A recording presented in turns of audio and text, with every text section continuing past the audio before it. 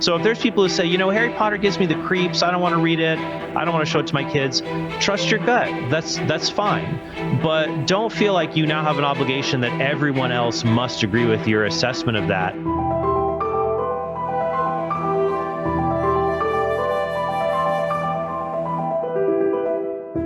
Welcome back to Mic'd Up, everyone. I'm your host, David Gordon.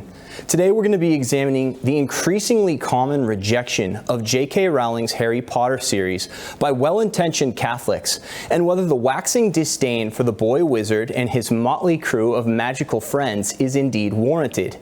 Many Catholics, including me, grew up reading the books and appreciating them for being imaginative accounts of adolescent heroism and the triumph of virtue in a fictional world beset by sorcerous heavies. Others, however, see the Potter legendarium as racked with spiritual dangers and occult messages, even promotion. Opinions from churchmen are divided as well. For example, Father Peter Fleetwood, at the time a member of the Pontifical Council for Culture, who helped draft a Vatican document condemning New Age practices, told the press that he doesn't see any problems in the Harry Potter series and that the good versus evil message of the books was consistent with Christian morality. The U.S. Bishop's Office for Film and Broadcasting even reassured people after the release of the first film that, quote, parents concerned about the film's sorcery elements should know that it is unlikely to pose any threat to Catholic beliefs, end quote. On the other hand, however, some exorcists like Father Chad Ripperger and Gabriel Amorth have strongly denounced the series as an avenue for dark powers to enter people's lives through a glamorization of magic and witchcraft. Even though the Potter series is no longer at its peak popularity, the debate over its licéity for Christians is still raging. To help shed some light on this issue and to defend Harry Potter from naysayers, renowned Catholic apologist Trent Horn is joining us today. Trent has dedicated some time, significant time from his podcast, to debunking certain allegations leveled against the Potter series, particularly those of Father Ripperger. It's worth noting that we've cordially invited Father Ripperger on the program to advocate for his position in the Potter discourse as well, but he's respectfully declined to appear. Nevertheless, we do anticipate getting a guest to give the countervailing view on an upcoming episode of Mic'd Up. That said, how's it going, Trent? Thank you so much for being with us. Thank you for having me, David. It's great to be here. Yeah, no, we appreciate you, and you've been doing a lot of great work lately, kind of debating secularists out there, crossing that boundary that divides Catholic world from the more materialistic secular world. So we appreciate your work here at Church Militant, and Godspeed with that. Just to jump into things right off the bat, Trent, what's your familiarity with Harry Potter? Did you grow up reading the books? Did you grow up watching the movies? What's your dog in this fight? Sure. Now, to be perfectly honest, I'm not a big fan of Harry Potter. It's not the type of fantasy literature that I personally enjoy. It's not a genre that's one of my favorites. I recognize the good artistic elements within it, but I'm not like a super Harry Potter fan. I know more about it now that my own children are getting into the books. They've been listening to the audiobooks, for example, and they seem to have taken a real liking to it. But growing up, I think I was about 12 years old when the first book came out. I had friends that read it and enjoyed it. I went and saw, I think, the first movie with my friends, and I wasn't that impressed with the protagonist. It wasn't my cup of tea. So I was familiar with it, and it was in the back of my mind for a while, but I hadn't returned to the subject for a long time until in 2019, on my podcast, I addressed the issue of Harry Potter, and someone had sent me a talk that Father Ripperger had given on the subject. I originally said, I'm not a big fan of it. If you like it, there doesn't seem to be anything that wrong with it. Enjoy it if it's something that edifies you. But people said to me, you got to listen to this talk by Father Ripperger. He shows how bad Harry Potter is. It's evil. It leads people into sin. And so I listened to the talk, and I felt that many of the arguments and allegations that Father Ripperger was making against Rowling, J.K. Rowling, and the Harry Potter series were really unfounded or not true. And so I felt it was necessary to engage the matter at that time. Sure. And I would note, too, that you did it very charitably. I was reading through the transcript of that podcast, and you took pains to be like, yeah, Father Ripperger has done some really good stuff, but I just don't see how he's getting from point A to point B on this.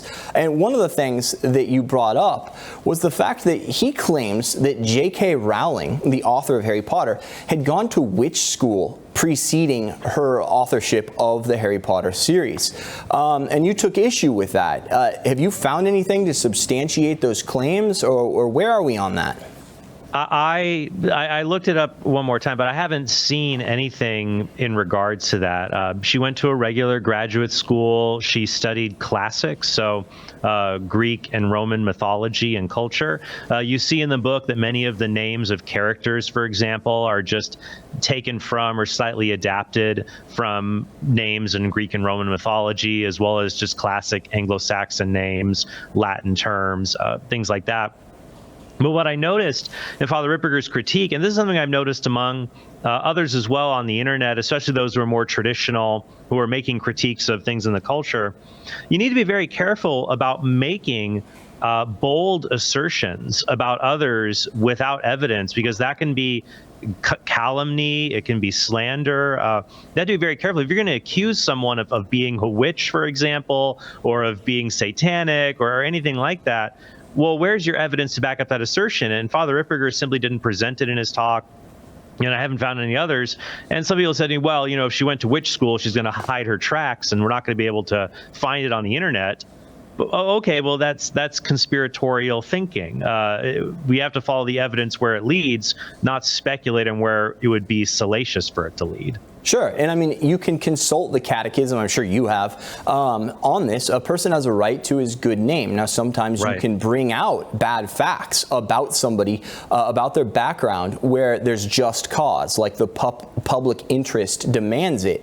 But you have to make sure you're right, first of all. There has to be truth there. And I'll say, looking into this myself, running up to the interview, I couldn't find anything like that. I don't know if anything has come out and kind of been whitewashed on that. But what I found, J.K. Rowling, she's a liberal lady. She has many positions that I find objectionable, theologically and politically, but she's a church-going Christian. And she has herself eschewed the idea that she used, witchcraft in writing these books. So, I mean, where do we go to find sound information? Oh, my goodness. What's interesting is those who accuse the books of promoting witchcraft. I remember researching that there was a Wiccan family, so Wicca is the religion of witchcraft, who complained to their school's library saying they disliked the Harry Potter books because this is not what witches do. They said this is not Wicca, this is not witchcraft. It's a misrepresentation of real witchcraft. So those who actually are steeped in it say this has nothing to do with what we actually practice. Sure. That's interesting. Let me pivot for a second, because you touched on this in the opening here. Father Ripperger claims that 6 out of 10 of the names, 60% of the names in the Harry Potter books, are actually the names of demons. And in your podcast, you went through a bunch of the names and you really traced their etymology. Did they end up being the names of demons, Trent? No, far from it. And I thought this was a very irresponsible claim for Father Ripperger to make, because unlike the claim about whether J.K. Rowling was part of a witch coven or formally studied witchcraft, this is something as a matter of public record that can be checked. You can go online. There's lots of people who love Harry Potter, so they create Harry Potter wikis that document every single little detail in the books because they're really big fans. And one of the things they document are the lists of the characters in the book. So you can just spend time, it just takes you a few minutes, and you can scroll through the names of the characters. In the podcast, Father Ripperger actually said, I don't know if this is true or not, but 60% of the names in the book are demons. And he said another exorcist told him this. So, well, if you don't know if it's true or not, you shouldn't say it. At least you could go and check. But these are the names. I mean, you have Harry Potter. Potter, of course, is a standard surname for one who makes pots in medieval Europe. Hannah, Katie, Amelia, Susan, Terry, Frank, Michael, Vincent. So all these are Anglo-Saxon names. You have other more culturally exotic names: Igor, Sylvanus. Sylvanus is in the Bible, of course. He's one of Peter's secretaries. Ignatius, think of, say, Ignatius of Antioch, Irma. There's so many that go through. The other names are those that come from, as I said earlier, Greek and Roman mythology. Daedalus, for example. Morphin is derived from Morpheus. Others are constellations like Bellatrix. There's nothing demonic about this. And even if they happen to coincide with the name of a demon, just because a demon picks a name doesn't mean he gets to own that thing. But I'm not familiar with any of the names there corresponding to commonly known demonic names. There's no like Jim Satan in there or something? Right, yeah. Lucifer, Satan, or even some other less common demonic names that are present. But yeah, I found that to be a very irresponsible claim, because you can just go through the book and it all seems very run-of-the-mill.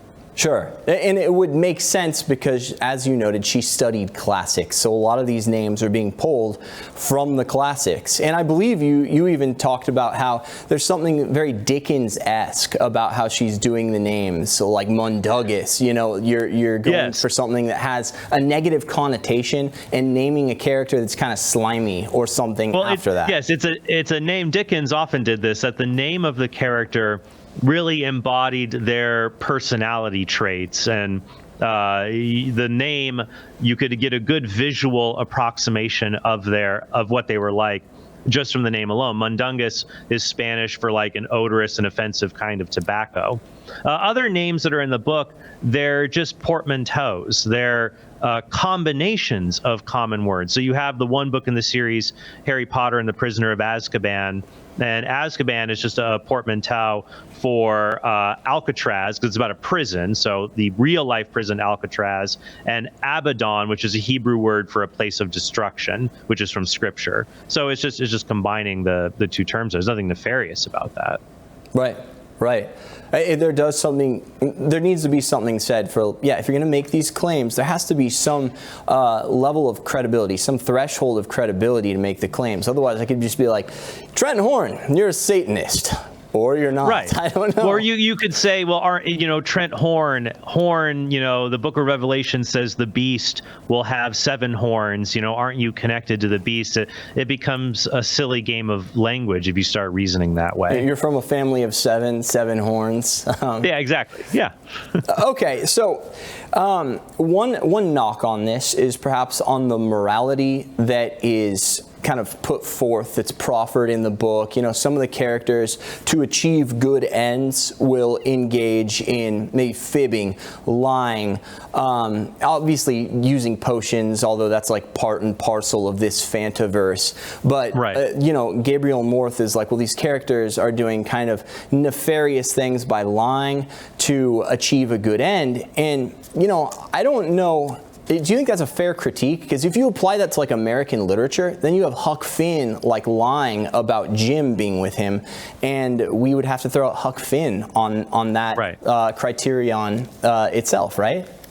Well, you would have to do the same thing even with Scripture. You have Rahab deceive people to protect the Israelite spies, or the Egyptian midwives deceived Pharaoh to spare the Egyptian children. And so God, had mercy on them for, not necessarily for the fact that they told lies, but the fact that they strove to do good in an evil situation. So I think that whenever you look at fictional literature, you're right. If you set your standards so high, I'm only going to read a book where the protagonists never do anything wrong. There's going to be hardly any literature that you can read. And that's unfortunate, because fiction can be good for young people to provide them a model for how to be virtuous in an evil world. And it's very boring to read a book where the protagonist is completely perfect. That's not how we are in the world. I think more what you have to judge literature by is, and what the U.S. bishops have said and others have said in the church, is, does the literature promote good over evil? That the protagonists are forces for good. They seek to do good, even if they do so imperfectly. They're striving and always seeking to do the good and avoiding the evil. I think that's what you really need to, the main thing that should be used when you're judging works of fiction, their suitability for Catholic reading. Sure. Okay, let me pivot again, because another one of the big knocks against Harry Potter, and the books in particular that's proffered by some of these exorcists, particularly Father Ripperger, is that the spells are real and efficacious spells that, yes. you know, somebody who is a deft practitioner of witchcraft, they would be maybe familiar with these things, and that they're like, you know, Rowling was kind of taking possibly from spell books. I believe that's the implication, at least. Right. Well, when you look at what are claimed to be the spells in the books, they're just broken Latin. So I think that there is a spell for hair loss, and you say calvere. Well, that's just a Latin word for skull or head. Most of the spells or magical rituals, the incantations that are used, they're just broken Latin. And I think it's important that when you have children who are reading these books, now it's important to always have balance too. That some kids might get too into this and try to simulate magic and try to engage in the occult. And for them, you might say, you know what, I don't think Harry Potter's good for you. I don't think you're mature enough to handle that. But it doesn't mean that Harry Potter is bad. Much the same way, you could have somebody who, if they drink some alcohol, they're going to drink too much and they're going to be a drunk, and they just can't have any alcohol. But other people can. And maybe you won't drink with them, but it doesn't mean that it's bad for everybody. So when I look here, I don't see, there aren't spells that match what you would find in witchcraft manuals or anything like that. It's just broken Latin. This is the other thing that I found unfortunate in Father Ripperger's review, that he said, we know the spells are real in the books because a woman, I think it was like in Spain, she uttered one of the spells and burnt her house down. And I thought, wait, really? Okay, so let's look at the evidence. Let's source this out. And when you go and find the news story, it turns out she was a really big fan of Harry Potter, and she was cooking a potion from the book on her stove with oil in it, and it bubbled over. It caused a grease fire, and then it burnt her house down. That's way different from saying she uttered an incantation and magically burnt down her home. It's completely different. That's a stretch. She was using gasoline and dynamite on her stove. She lit a match, and then she said a spell, and then she burned down her house. It was definitely the spell. Yeah, so I think that it's... What's also hard, David, is that when people take these arguments and they say, oh, this is really bad, then you go and you look and see it's not that bad, or it's not bad at all. It really becomes the boy who cries wolf, because there is fantasy literature I would consider to be unacceptable for children. I think Pullman, his name, Philip Pullman, has a trilogy series called His Dark Materials. And he's explicit in that series that he tried to write an anti-Narnia. He wrote a fantasy children's series where the metaphors are about opposing organized religion. I think the villains in the book are the magisterium. So there I'd say that's certainly not appropriate. But if you've always been told, oh, he's the same guy that said Harry Potter is bad, if it's the boy who cried wolf, that people won't listen to you when the literature actually really is bad and people shouldn't read it. Sure. No, and that's something I want to get into towards the end, because sure, of course. I know that no Catholic would ever want to give somebody just carte blanche to go out there and really turn their kids loose on a lot of the junk literature that you can find. So we would assure the audience that that's not what you're saying. There has to be a significant parenting component to this. I think that's implied with any good faith Catholic saying these things. But one thing, like some of these words, if you say Expelliarmus or Luminosa or something like that, just by uttering a word, is there such thing as a word that's like intrinsically disordered or intrinsically evil? Is that kind of what the argument is? Right. I think there's this idea that there are just some words that you simply can't say that will have sort of automatic power to them. And that's simply not the case. Like, we know, for example, that if someone just utters the phrase, I accept Jesus Christ as my Lord and Savior, but they're just reading it from a book, that doesn't mean they actually now have faith or anything like that. That words are indicative of an inner disposition. So it's like when Christ said that it's not what goes into a man that defiles him, but what comes out of him. Now, as I said before, there's things that you can consume that's sinful media and material you have to be careful of. But otherwise, a word itself, except for like very specific words that are blasphemous renditions of holy names or something like that, they're just words like abracadabra. Someone could make that part of actual magic they're trying to do. A person could use that for stage magic, for a theatrical flourish. You might read it in a play. You might just say it because it sounds funny. Just uttering it doesn't mean you're trying to summon some kind of magical force. Right. It's like when the left cries racism or something, perhaps when somebody's like, we should repeal affirmative action. It's like, well, racism is a specific intent crime. It's a specific intent thing. Like, you have to mean your words in a certain way in order for them to be disordered. If I just babbled in my sleep accidentally, not knowing the meanings of the words, some kind of a slur, well, there's no sin there. There's no disorder there. I'm just babbling a sound. St. Augustine says that words are signposts for something else. But, at least it's always been my understanding as a Catholic that there has to be an intention there. Right, exactly. Because someone could say a sentence and someone could, for example, even when I said about blasphemy, that the word itself, it doesn't mean that you're culpable that you utter it. Because, for example, you could be trying to learn a new language, for example. You could be trying to learn Spanish or Mandarin or trying to learn a foreign language, and you accidentally say something blasphemous or crude or offensive. But it doesn't follow that you've officially invoked the sinful elements with that word, because you may have misspoken or you didn't understand the word that you were saying. You're right that it has to be connected to an internal intention associated with it.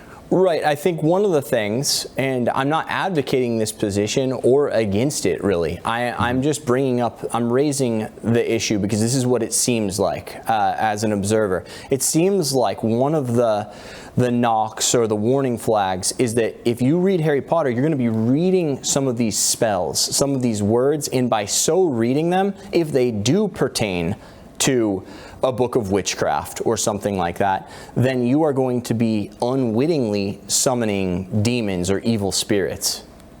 Yeah, I don't really understand this criticism. So it's like, okay, so if I read a book and a character uses a word, and especially if it's just, oh, well, that word is also in this real spell that witches use. Well, it doesn't follow now that word has become off limits to me just because they use that word.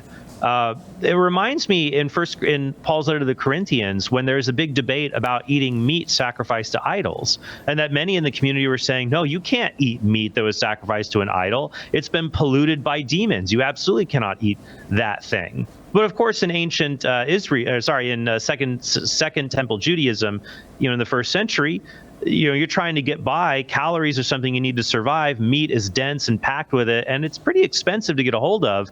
And so if a pagan temple is throwing out meat that they used in a sacrifice, well, Paul says, look, we know that these pagan gods aren't real. They might be demonic, but they have no authority over us, what we choose to eat. He says, now, if you eating meat might cause you to slide back into paganism, don't do it. But just because it was associated with evil doesn't mean the evil has immediately transferred to us because we use it. So if you could eat meat sacrificed to idols, I think you can use a word that other occult individuals might have used for their own purposes. They don't get to own that word. Right. One thing that you brought up, though, as you were knocking down some of these arguments, because obviously there's an infinite amount of conceivable arguments about something, for or against it. But you were saying you only have time to knock down, some of these things. You only have a time to kind of fact check some of these things. Right. But the fact, you say you got a little bit suspicious because the things you were looking into that have been advocated against the series weren't really holding together under scrutiny? Right.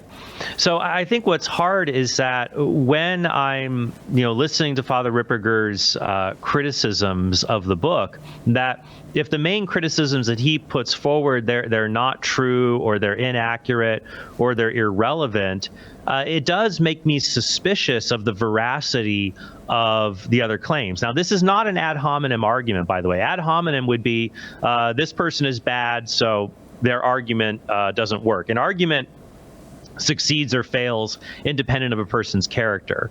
But if you're trying to ascertain matters of fact, and a person is giving you testimonial evidence, and if their testimony has been besmirched in other contexts, where you say, oh, you turned out to be wrong here and wrong here and wrong here, why should we trust that you got it right here? Now, I'm not saying that Father Ripperger is being deceptive or others are being deceptive in these regards. I think what happens in many cases is that people will hear something about something they dislike, and it's a part of what's called confirmation bias.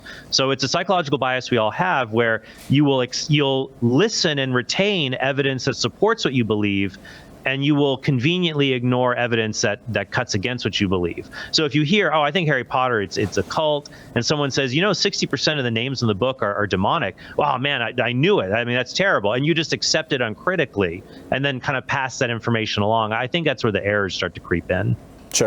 Sure, and absolutely, and you do make a point to say, he's done a lot of admirable work, Father Ripperger. Exactly. So this wasn't you trying to dunk on him. I think it's something that, and I've even heard this called into, or actually, I've seen that it quoted online that this was called into Mitch Pacwa. Somebody was like, is it okay to read these? And he's like, yeah, just don't do spells or something like that. You're not just trying to dunk on him. This is something that gets called into apologists, and you happen to be a Catholic apologist. And it's very work.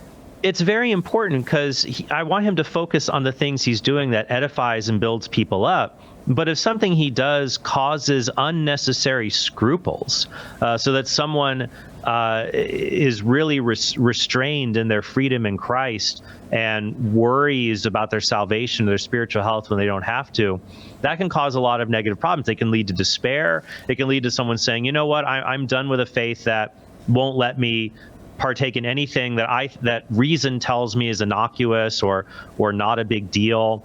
So what I try to do is to understand that, look, Christ, we have freedom in Christ. This is something that Paul dealt with frequently in his letters, that there were Christians who wanted to celebrate Jewish festivals, new moons, Sabbath. And he said to them, look, if you want to fast, if you want to celebrate Jewish holidays, go ahead. Just don't demand that other people do that. They don't have to do that.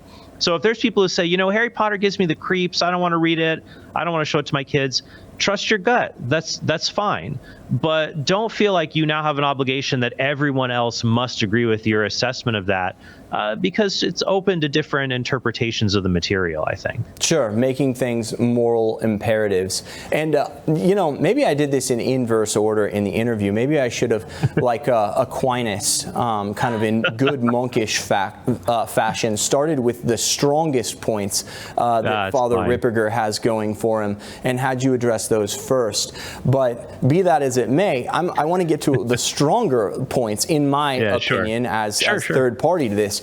Now, he's an exorcist. That's his office. He has this ministry, and he's not alone among exorcists in saying that when they have, been in this ministry, been in spiritual combat with the devil, performing this sacramental, this rite, that demons have told them, like, look, I got in through Harry Potter. Now, that's disquieting, obviously, as a parent. Like, I don't want to let my kids read Harry Potter and have, like, a demon jump into them. That's, falls on my plate as a vigilant parent to not let that happen. That would be bad. So how do you respond to that? Arguments from authority are the weakest kind, but in certain cases, that sort of ethos authority does have some, pull. Yeah, I think what I would say here is that why would I trust the word of a demon? It's so interesting. It's like if a demon came to me and said, hey, I'm a demon from hell, and to protect your kids, don't let them read Harry Potter, and he just disappeared. I think this is the strangest thing ever. Like, why does he care about my well-being? why should I trust him? Or think that, oh, well, there's a way in an exorcism where you can make a demon tell the truth, or I don't know. It all seems very suspect to me. That just the same, it could just be that one tool of demons is to make people despair and feel like religion is a heavy burden, and it always constricts their joy, and it gives them scruples, and it makes them weary because they always are worried about doing the wrong thing, and setting them up to one day just abandon religion because they don't want to follow these heavy burdens that God never intended for them to follow in the first place. So for me, it's just I don't see any reason to trust what a demon has to say. I would just say that when an exorcist says, I've heard in exorcisms, I've seen elements related to this material, whatever it may be, that tells me, okay, proceed with caution. Just like I'm sure there's many other areas or things where demons can get to people. I mean, demons can probably get to people who try to enter into charismatic or ecstatic prayer, or as you try to grow closer to God, demons will twist anything, even religiously good things.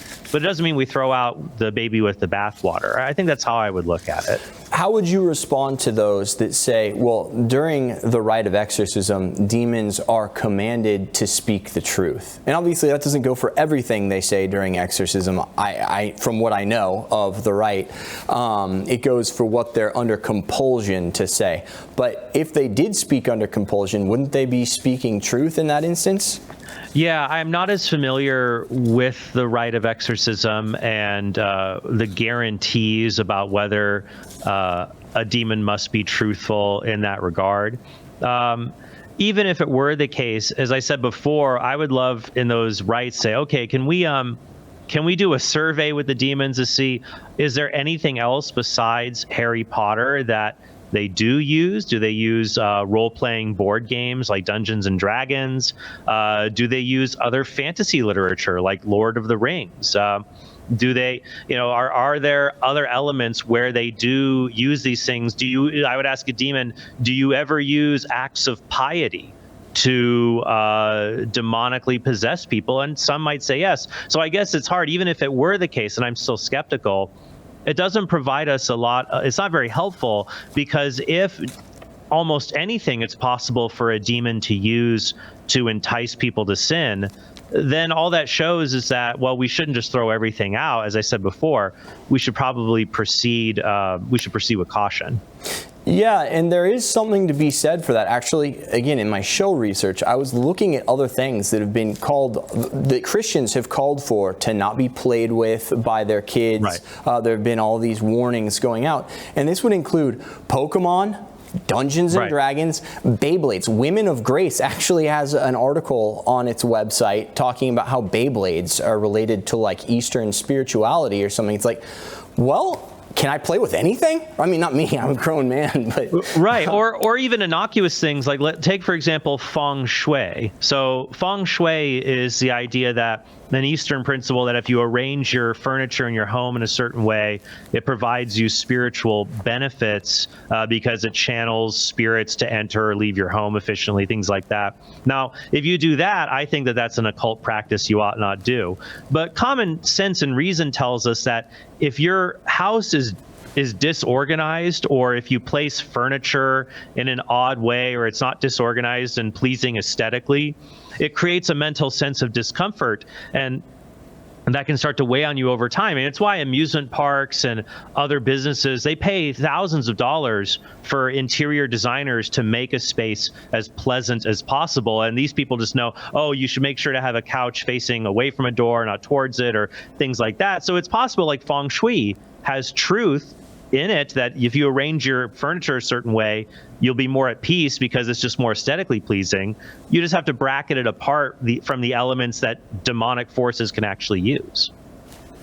Okay, so I think there's one other, I think perhaps the strongest point would be some recur to the fact that Cardinal Ratzinger, when he was still Cardinal Ratzinger, in a personal correspondence with a German author who sent a copy of her book to him that was against Harry Potter, he seemingly, when she sent a letter to him warning him of the dangers that were in the Harry Potter series, he seemingly kind of confirmed loosely that he was cautious, or there might be some things in there that, you know, were red flags for kids. Can you speak to that at all?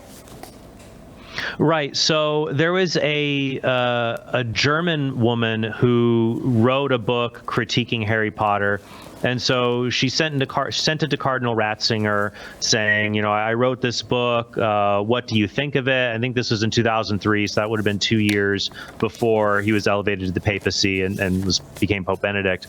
But sent it to him. I think the book was called Harry Potter, Good or Evil, and he wrote a letter back in reply thanking her for writing the book.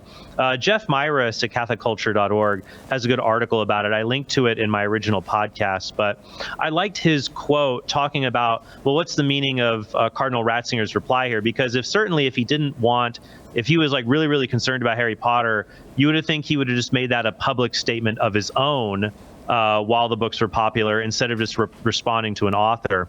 He writes this. He said, Miss Kubi advanced a number of pious arguments about certain problems she claimed to find in the Potter books.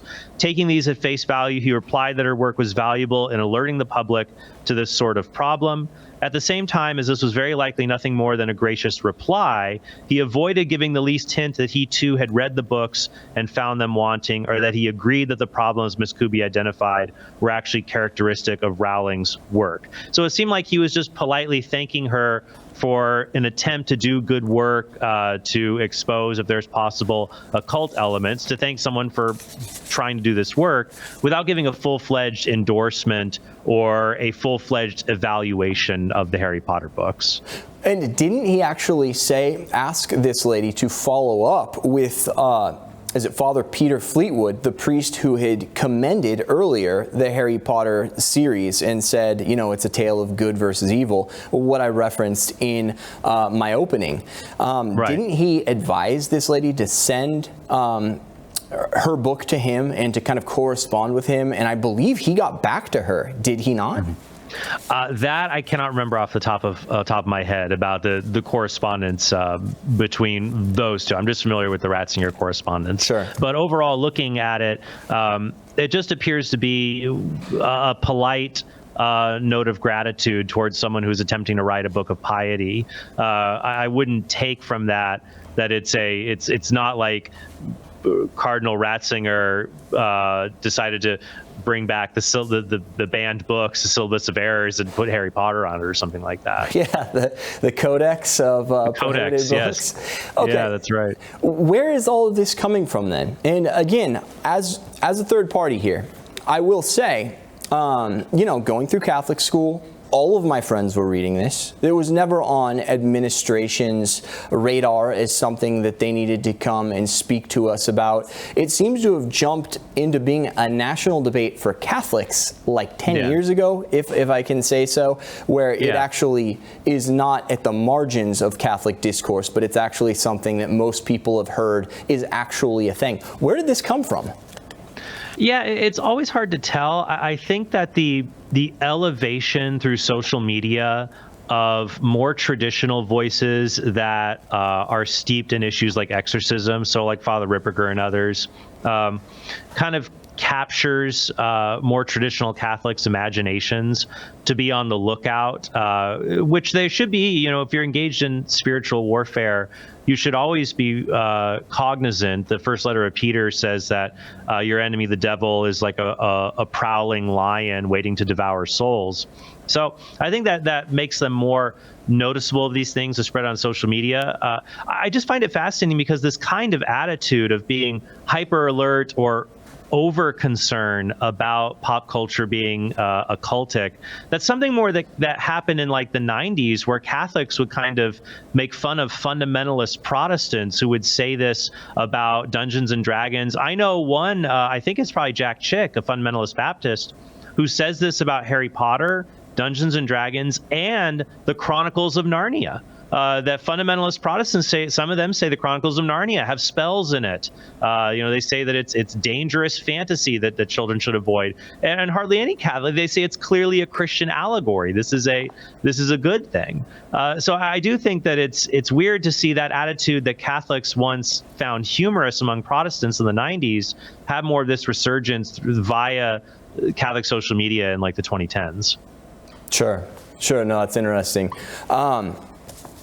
Okay, so let me ask you, do you see any danger in telling kids and almost being so quick to write off things that could or could not be harmless fun? Like, is there some danger of like inflation? Like if a parent says no to this, and this, when they say no and it means no because there's something that is inherently harmful or circumstantially harmful in almost all cases, that kids are almost going to stop paying heed to that?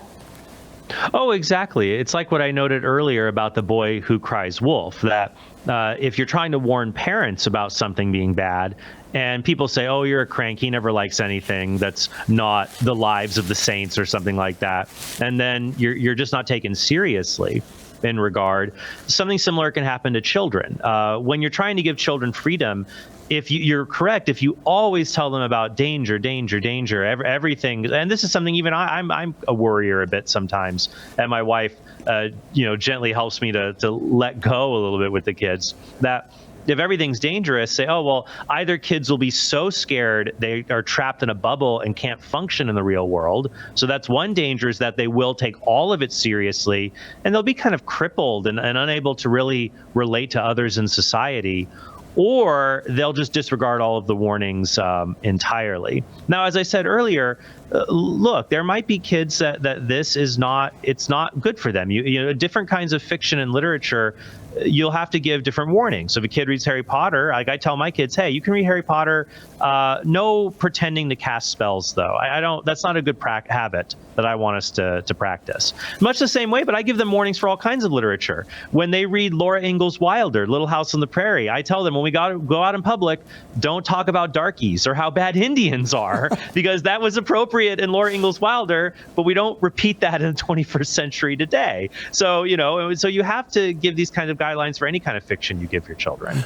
Right, that's an interesting point actually that you bring up, because it seems like, sure, given the right circumstances and an utter dearth of parenting, then bad things can happen unless you have something that is absolutely immaculately clean with no hint of possibly giving error ever.